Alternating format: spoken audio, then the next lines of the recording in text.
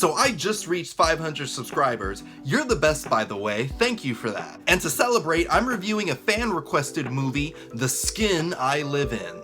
Shout out to my YouTube buddy D Movie Man for suggesting this movie, and make sure you go check out their channel. It'll be in the link in the description below. So The Skin I Live In. If I had to describe this movie in one word, it would be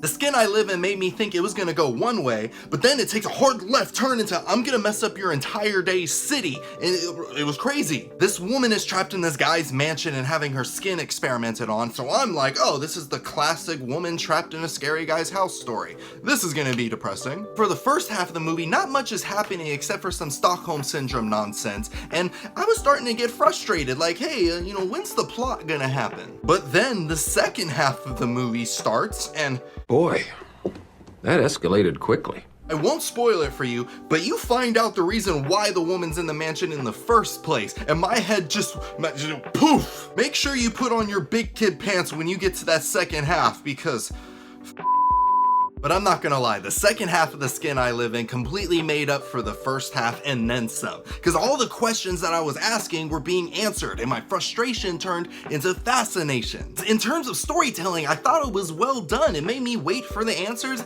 and then when I got them, it was just so satisfying. Into the mouth.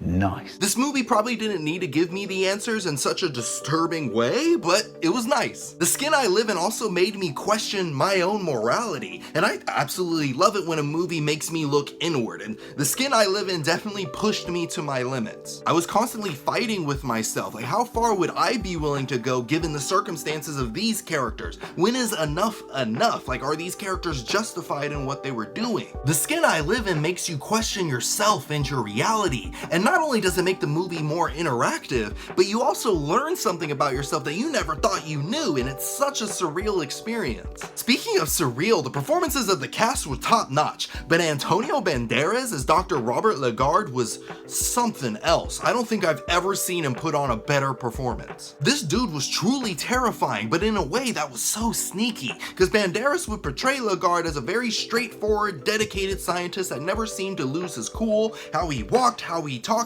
he seemed normal. But his actions, on the other hand, isolating this woman in his home, experimenting on her skin, brainwashing her into loving him, it was sadistic. You never truly knew whether this guy was broken or if he was always a psychopath. He had all these layers to his character, and the fact that Banderas was able to pull all that off was simply remarkable. He was just on a completely different level. My only issue with The Skin I Live In revolves around the death of Dr. Lagarde's wife, Gal, because she's a major influence on the story, but you never really meet her. You see her for like 10 seconds, but you don't know anything about her except that she cheats on him, then dies. And because of that, Lagarde is really messed up by it. But I'm sitting there like, well, she honestly didn't seem that great, so why is she such a big deal? This was especially weird because the plot is driven by something bad happening to Dr. Lagarde's daughter, so I thought more of the focus should have been on her, not the mom. Overall, The Skin I Live In had me sitting in front of a mirror just contemplating my life for an hour. But I will say, without spoiling things, that things are not what they seem, and it messes your brain up, but in a cinematically good way. The Skin I Live In is so well written and performed, and it sticks with you. So if you have the stomach for a gut-wrenching thriller, give The Skin I Live In a watch. But be warned, it's great, but it will hurt you. Like a jalapeno. So if you enjoyed this review, make sure you subscribe to my channel so you don't miss anything new. And if you want to watch even more reviews, click on the boxes right here, and I'll see you in a bit.